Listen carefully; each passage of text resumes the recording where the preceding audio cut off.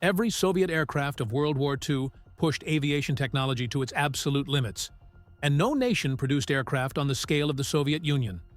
From rugged fighters built for harsh conditions to heavily armored ground attack planes, the USSR created some of the most iconic aircraft of the war. In this video, we will cover every major Soviet aircraft used during World War II, including fighters, bombers, attack aircraft. Soviet fighter aircraft, Polikarpov. 15. The Polikarpov. I-15 was an early Soviet biplane fighter introduced in the mid-1930s. It featured excellent maneuverability and climb rate, making it effective in dogfights against similarly aged aircraft. However, by the time World War II began, the I-15 was obsolete. Polikarpov were at 15 by ZS.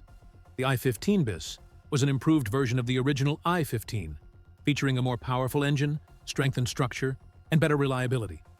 While still a biplane, it offered slightly improved speed and combat endurance. Polikarpov I-153 Chaika. The Polikarpov I-153, nicknamed Chaika or Seagull, was the final evolution of the I-15 series. It featured retractable landing gear and improved aerodynamics, making it one of the most advanced biplane fighters ever built. Polikarpov I-16. The Polikarpov Y-16 was a groundbreaking fighter when introduced, becoming the world's first monoplane fighter with retractable landing gear to enter mass service. It was fast and heavily armed for its time, but notoriously difficult to fly. Yakovlev Yak-1. The Yakovlev Yak-1 was the first successful modern fighter in the Yak series and marked a major step forward for Soviet aviation. It combined good speed, agility, and firepower with relatively simple construction. Yakovlev Yak-1B. The Yak-1B was an improved variant of the Yak-1, featuring better cockpit visibility, refined aerodynamics, and enhanced armament. These changes significantly improved pilot effectiveness and survivability. The aircraft proved competitive against German fighters at low and medium altitudes. Yakovlev Yak-3. The Yak-3 is widely regarded as one of the finest fighters of World War II. Designed for low-altitude combat, it was lightweight, extremely agile, and highly responsive. German pilots respected its performance and avoided prolonged engagements with it. Yakovlev Yak-7. Originally designed as a trainer, the Yak-7 was adapted into a frontline fighter due to wartime necessity. Its robust construction and stable handling made it effective in combat, though it was less agile than later Yak models. Yakovlev Yak-9. The Yak-9 was the most produced Soviet fighter of World War II and one of the most versatile. It featured numerous variants, including long-range, heavy cannon, and reconnaissance versions. Lavochkin Lend-Lease. The Lend-Lease was an early prototype in the Lavochkin fighter line, constructed largely of wood due to material shortages. While it showed promise, it suffered from underpowered engines and limited performance.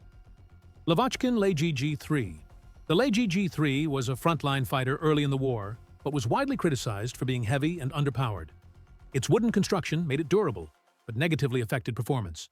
Pilots often found it inferior to German fighters. Lavochkin La-5. The La-5 marked a dramatic improvement over the Lend-Lease by replacing its engine with a powerful radial design. This transformation greatly enhanced speed, climb rate, and combat effectiveness. Lavochkin La-5 FEN. The La-5 FN was an upgraded version of the La-5, featuring a fuel-injected engine that improved power and reliability.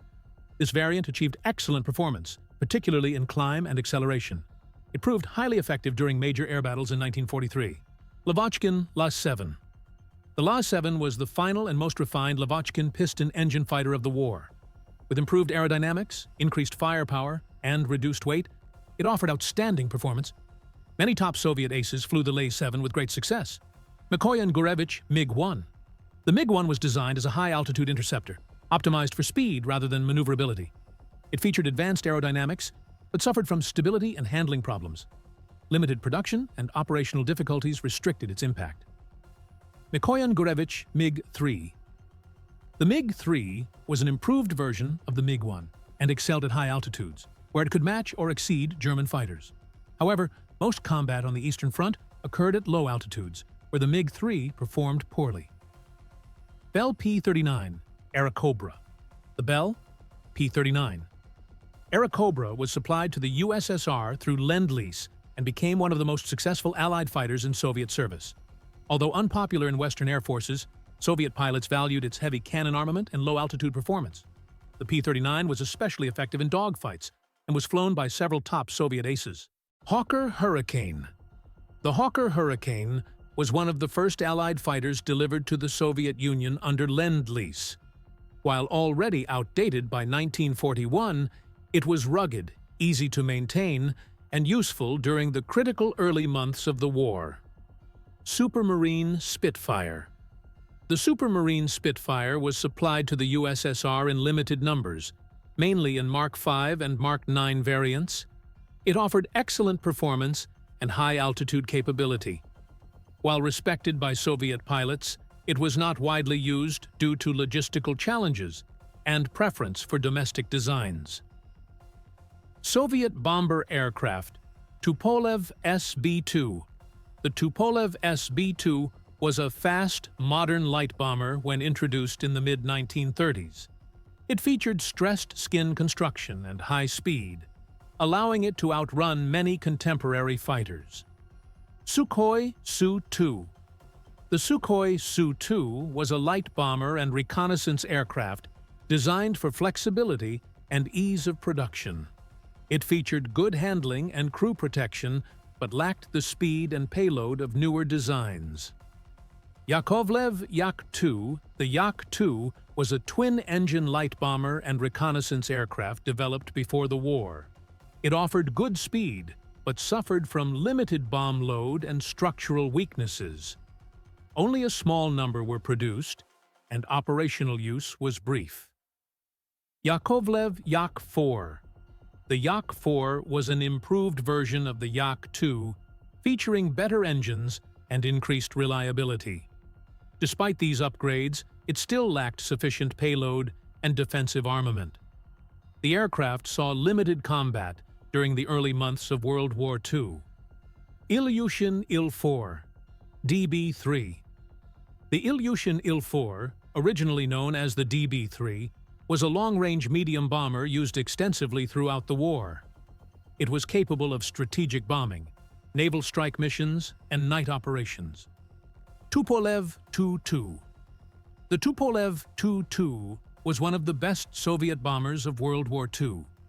Fast, maneuverable, and capable of carrying a substantial bomb load, it excelled in both level bombing and dive bombing roles. Yer-2. The Yer-2 was a long-range medium bomber designed for strategic missions deep behind enemy lines. Powered initially by diesel engines, it suffered from reliability issues early on. Later variants improved performance and operational effectiveness. Petlyakov P-8. The P-8 was the only true heavy bomber produced by the Soviet Union during World War II. It was capable of carrying large bomb loads over long distances and was used for strategic bombing and special missions. Tupolev TB-3. The Tupolev TB-3 was an outdated heavy bomber by the start of World War II, but remained in service due to necessity. Its slow speed and vulnerability limited daytime use, leading to extensive employment in night bombing and transport roles. Soviet ground attack aircraft, Ilyushin Il-2 Sturmovik. The Il-2 Sturmovik was the most produced military aircraft in history, and the backbone of Soviet ground attack aviation. Heavily armored and powerfully armed, it was designed to destroy tanks, vehicles, and infantry. Ilyushin Il-10. The Il-10 was a late-war development of the Il-2, featuring improved speed, maneuverability, and crew protection. It addressed many weaknesses of earlier models and entered service in 1944. Polikarpov 5ITT-2.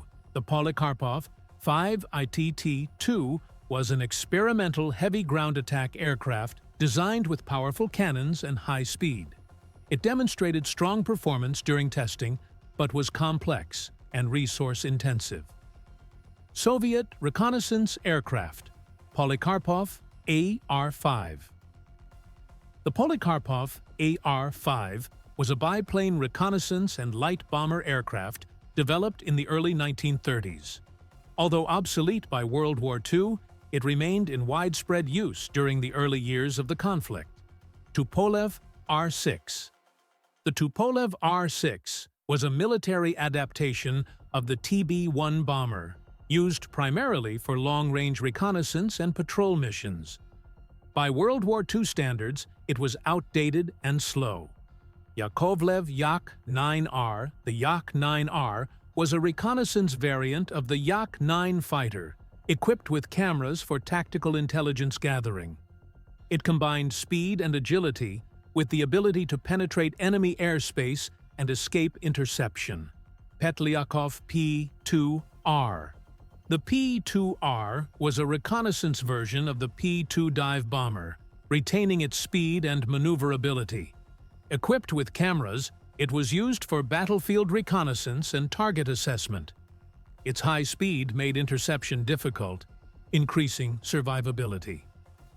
Soviet naval and seaplanes, Beriev B-2. The Beriev B-2 was an early Soviet flying boat designed for reconnaissance and patrol missions. By World War II, it was largely obsolete, but still used in limited numbers. The aircraft served mainly in training and secondary naval roles. Beriev B-4. The Beriev B-4 was a small naval reconnaissance flying boat introduced during the war. Compact and agile, it was designed for coastal patrol and escort duties. Production numbers were limited, but the B-4 served effectively with the Soviet Navy. Beriev MBR-2. The Beriev MBR-2 was the most widely used Soviet flying boat of the war.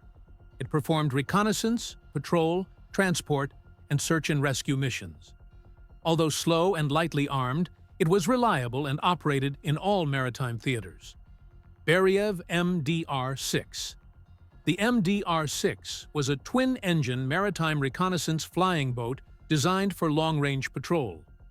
Development delays and technical challenges limited its impact during the war. Only small numbers entered service. Shavrov-Ush-2. The Shavrov-Ush-2 was a small amphibious aircraft used for reconnaissance, transport, and liaison duties. Its ability to operate from water and land made it especially useful in remote areas. Though lightly built and slow, it was reliable and versatile. Tupolev ANT-44. The ANT-44 was a large flying boat designed for long-range maritime reconnaissance and patrol. Development began before the war, but production was limited due to wartime priorities.